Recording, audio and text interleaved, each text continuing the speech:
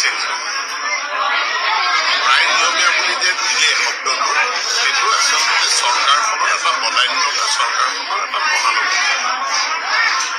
এইটো আৰু তাতকৈ আগ নাপায় এইটো তাতকৈ আগ নাপায় খুব বেছি যিটো আগবঢ়াবলৈ চেষ্টা কৰি আছো সেইটো দৰমহাটো যাতে মাহে মাহে দিব আপোনালোকৰ দৰমহাকেইটাও মই মাহে মাহে দিব এইটো এটা চেষ্টা কৰি আছো যাতে মাহে মাহে দিব আৰু এই প্ৰায় নিয়মীয়াৰ পৰা নিয়মীয়াৰ ফালে এইটো আৰু 1 মিলিমিটাৰো আগ নাপাৰে 60 years আমাৰ থাকিব 60 yearsলৈকে থাকিব সেইটো চৰকাৰখনৰ হিমন্ত বিশ্ব শৰ্মাৰ এইখিনি মহানগৰতা বদান্যতা কিন্তু এই চাকৰিখিনি কেতিয়াও কোনো পৰিস্থিতিত ৰেগুলাৰ নহয় তাৰমানে তাৰ কোনো আইনৰ ব্যৱস্থা নাই তথাপিতো ছাৰ আমি এই প্ৰায় নিয়মীয়াকৰণটো ক'বলৈ কৈছে আৰু তাৰমানে ঠিকাভিত্তিক বুলি ক'লে অকণ শুনিবলৈ বেয়া পালে ওলাই যাবলৈ মই একদম খোলাখুলিকৈ কৈছোঁ যাৰ বয়স আছে যদি কাৰণ এইটো লাগি থাকে এইটো নিয়মীয়া হ'ব বুলি আশা কৰি থাকি লাভ নাই যিমান দূৰ কৰিব পৰা যায় কৰি দিলে প্ৰায় নিয়মীয়া বুলি ক'লে এইকাৰণেই কৈছে কাৰণ এইটো নিয়মীয়া নহয় সমাহাৰৰ দৰমহাটো হ'ল প্ৰায় শব্দটো এইকাৰণে থাকিলে যে এইখিনি নিয়মীয়া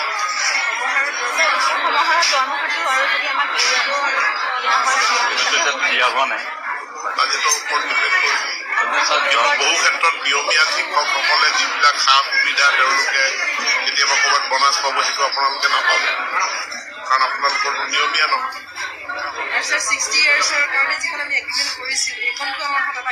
আহিব 60 yearsলৈকে আপোনালোকৰ চাকৰি গেৰাণ্টি অসম চৰকাৰে দি দিয়ে সেইটোত কোনো হেৰি নাই নৰ্মেলি কণ্ট্ৰেকচুৱেল চাকৰিবিলাক 11 মাহৰ কাৰণে 11 মাহৰ ঠাইত এতিয়া চৰকাৰখনে গেৰাণ্টি দিলে 60 বছৰলৈকে আপোনালোক থাকিব 60 বছৰলৈকে আপোনালোক চৰকাৰত থাকিব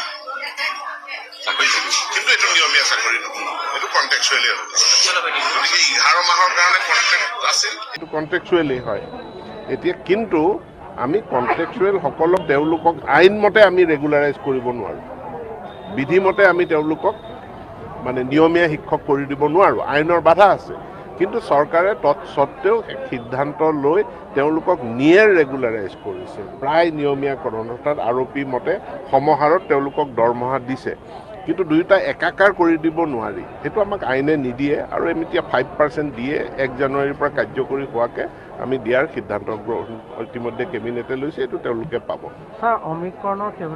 তেওঁলোকৰ নাম দুটাই বেলেগ এটা হ'ল ঠিকাভিত্তিক কণ্ট্ৰেকচুৱেলটো কণ্ট্ৰেকচুৱেলি হয় এতিয়া কিন্তু আমি কণ্ট্ৰেকচুৱেল সকলক তেওঁলোকক আইনমতে আমি ৰেগুলাৰাইজ কৰিব নোৱাৰোঁ বিধিমতে আমি তেওঁলোকক মানে নিয়মীয়া শিক্ষক কৰি দিব নোৱাৰোঁ আইনৰ বাধা আছে কিন্তু চৰকাৰে তৎসত্ত্বেও সিদ্ধান্ত লৈ তেওঁলোকক নিয়েৰ ৰেগুলাৰাইজ কৰিছে প্ৰায় নিয়মীয়াকৰণ অৰ্থাৎ আৰপি মতে সমাহাৰত তেওঁলোকক দৰমহা দিছে কিন্তু দুয়োটা একাকাৰ কৰি দিব নোৱাৰি সেইটো আমাক আইনে নিদিয়ে আৰু আমি এতিয়া 5% দিয়ে 1 জানুৱাৰীৰ পৰা কাৰ্যকৰী হোৱাকৈ আমি দিয়াৰ সিদ্ধান্ত ইতিমধ্যে কেবিনেটে লৈছে এইটো তেওঁলোকে পাব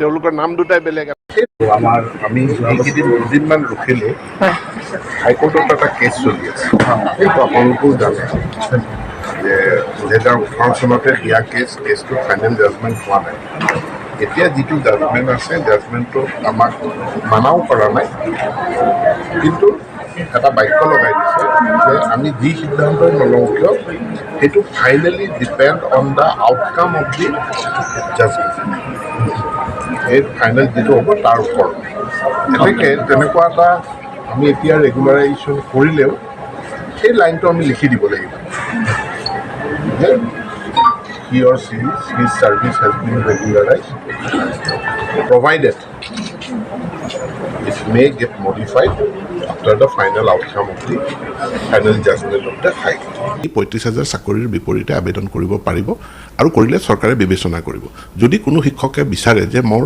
60 বছৰ পৰ্যন্ত মোৰ যি গ্যাৰান্টি আছে গতিকে মই ঠিকাভিত্তিক হিচাপে থাকিম তেওঁ ঠিকাভিত্তিক হিচাপে থাকিব পাৰিব কিন্তু কোনোবাই যদি বিচাৰে যে মই নিয়মীয়া হৈ যাওঁ তেতিয়াহ'লে তেওঁ ইয়াতে আবেদন কৰিলে তেওঁৰ চাকৰি নিয়মীয়া হ'ব নিয়মীয়া হ'লে বেনিফিট এইটোৱেই যে তেওঁলোকে ফেমিলি পেঞ্চন পাব আৰু ঠিকাভিত্তিক হৈ থাকিলে তেওঁলোকে ওৱান টাইম যিটো গ্ৰেচুইটি ক'ৰবাত কিবা দুৰ্ঘটনা হ'লে তেওঁলোকে টকা 5 লাখ টকাৰ এটা গ্ৰেচুইটি এটা পায়, যিটো আমি কেইদিনমান আগত 105গৰাকী শিক্ষকৰ পৰিয়াললৈ আমি মুকলি কৰি দিছোঁ।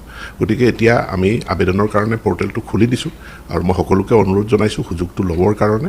কিন্তু এইটো কোনো বাধ্যবাধকতা ইয়াত নাই। যিসকলে ইচ্ছা কৰে নিয়মীয়া হ'বলৈ তেওঁলোকে আবেদন কৰিব, যিসকলে ঠিকাভিত্তিক হৈয়ে থাকিব বিচাৰে তেওঁলোকে আবেদন নকৰিলে হ'ব।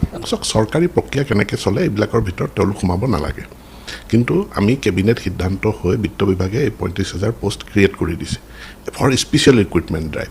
আৰু যেতিয়ালৈকে এই পদখিনি থাকিব স্পেচিয়েল ৰিক্ৰুইটমেণ্ট, তেওঁলোকৰ কাৰণে যিটো অভিজ্ঞ শিক্ষক বুলি কৈছোঁ তেওঁলোকে ঠিকাভিত্তিক শিক্ষকসকলৰ পদসমূহ নিয়মীয়া কৰাৰ কাৰণে যোৱা বছৰটোতে গ্ৰহণ কৰিছে।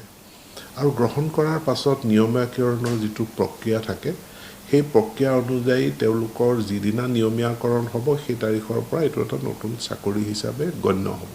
এতিয়া শিক্ষকসকলৰ সৰহ সংখ্যকে তেওঁলোকে অপশ্যন দাখিল কৰিছে আৰু তেওঁলোকে নিয়মীয়াকৰণ হ'ব বিচাৰিছে। আৰু সেইকাৰণে এইখিনিৰ গোটেই তথ্য আমাৰ সমগ্ৰ শিক্ষাই যুগুতাই পেলাই চৰকাৰলৈ প্ৰেৰণ কৰিছে। চৰকাৰে খুব সোনকালে এইখিনি প্ৰচেছ ক'ৰ পৰা ফাণ্ড আহে কি আহে এইটো এটা জটিল বিষয়। আমাৰ বিভিন্ন উৎসৰ পৰা আমাৰ পুঁজি সংগ্ৰহ হয়। আমাৰ বহুতখিনি এইটো এতিয়া সমগ্ৰ শিক্ষাত এনেকুৱা নহয় যে সমগ্ৰ শিক্ষাৰ গোটেইখিনি পইচা কেন্দ্ৰীয় চৰকাৰে দিয়ে।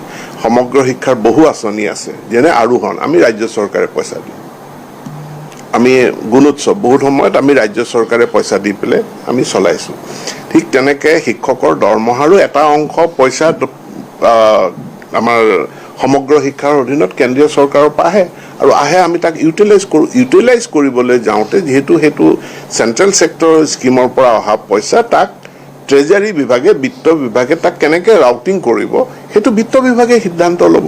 দৰমহা পোৱা মানুহে আমি দৰমহাটো পালেই হ'ল, সেই পইচাটো কেনেকৈ ৰাউটিং হৈছে সেইটোতো আমাৰ সেই ইণ্টাৰনেল বিষয়ত আমি নোসোমোৱা ভাল।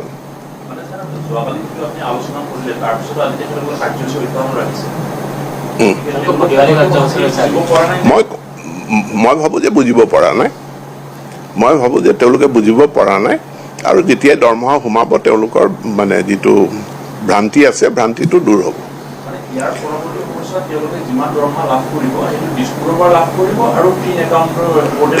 ফিন একাউণ্টত তেওঁলোকৰ একাউণ্ট আছে থাকিব, সেইটো সম্পূৰ্ণৰূপে থাকিব। তেওঁলোকৰ দৰমহাৰ প্ৰচেছিং ফিন আছামৰ জৰিয়তেই হ'ব। এইটো এটা ইণ্টাৰনেল বিষয় যে যি SNA স্পৰ্টছৰ কথা আছে সেইটো বিত্ত বিভাগৰ ট্ৰেজাৰী ছিষ্টেমৰ এটা আভ্যন্তৰীণ বিষয়। আৰু তেওঁলোকৰ একাউণ্টত কোনটো ট্ৰেজাৰীৰ পৰা দৰমহাটো আহিছে এইটোতো ইম্পৰ্টেণ্ট নহয়। মোক দৰমহাটো লাগে, মই বেংকটো নিৰ্দিষ্ট কৰি দিব নোৱাৰোঁ যে অমুক বেংকৰ পৰাই মোৰ তাত পইচা আহিব লাগিব, মোক শিৱসাগৰৰ ট্ৰেজাৰীৰ পৰা মই পইচাটো পাব লাগে, এই কথাটোতো ঠিক নহয়। গভৰ্ণমেণ্টে এতিয়া চাইবাৰ ট্ৰেজাৰী সৃষ্টি কৰিছে।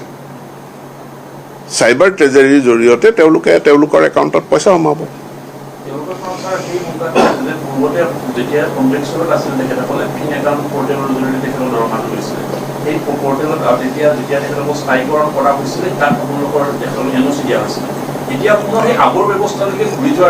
সম্পূৰ্ণৰূপে মই আশ্বস্ত কৰিব বিচাৰিছোঁ তেওঁলোক কোনো পৰিস্থিতিত আগৰ ব্যৱস্থালৈ ঘূৰি নাযায়।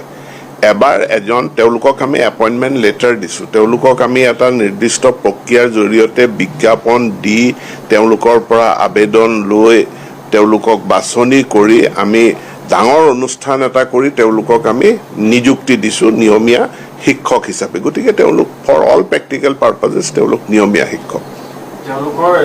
তেওঁলোকে আমাৰ লগত যেতিয়া কথা পাতিছিল এটা কথা উল্লেখ কৰিছিল যে চেণ্ট্ৰেল গভৰ্ণমেণ্টে এই 25,000 শিক্ষকৰ নামত দি থকা ফাণ্ডটো যাতে কমি নাযায় তাৰ কাৰণে এনেধৰণৰ এটা ব্যৱস্থা এটা ধ্বংস কৰা হৈছে কি তেওঁলোকে সন্দেহ প্ৰকাশ কৰিছিল। তেওঁলোকৰ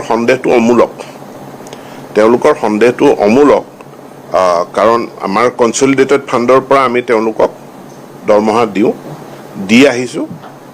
বিত্তীয় যি কোষাগাৰ ব্যৱস্থা আছে, কোষাগাৰ ব্যৱস্থাৰ সংশোধনী নহয় সংস্কাৰ, ইয়াত ফৰ বেটাৰমেণ্ট ভালৰ কাৰণে সংস্কাৰৰ কাৰণে এই মাহত দৰমহা দিয়া কেইদিনমান দেৰি হৈছে, ইমানেই কথা। এই যিটো চিষ্টেম SNA স্পৰ্টছ মডিউল, এই চিষ্টেমটো অকল SRT শিক্ষকৰ ক্ষেত্ৰত নে আৰু কিছু সময় হৈছে SCRTৰ ক্ষেত্ৰতো কিছু য'ত চেণ্ট্ৰেল গভৰ্ণমেণ্টৰ ফাণ্ড চেণ্ট্ৰেল ছেক্টৰ স্কিম য'ত আহে চেণ্ট্ৰেল ছেক্টৰ স্কিমবিলাকৰ পে'মেণ্ট SNA একাউণ্টত আমি এবাৰ হ'লেও টাচ কৰিব লাগে।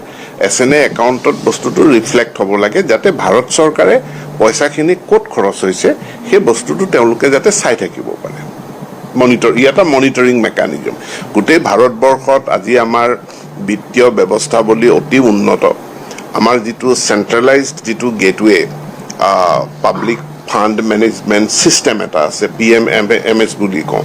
এতিয়া আগৰ MGNৰেগাৰ পুঁজিয়েই হওক বা এতিয়া VB জিৰামজিয়ে হওক, জল জীৱন মিছনে হওক, সকলোবিলাক পুঁজি এই PFMS পাব্লিক ফাণ্ড মেনেজমেণ্ট ছিষ্টেমৰ জৰিয়তে আহে।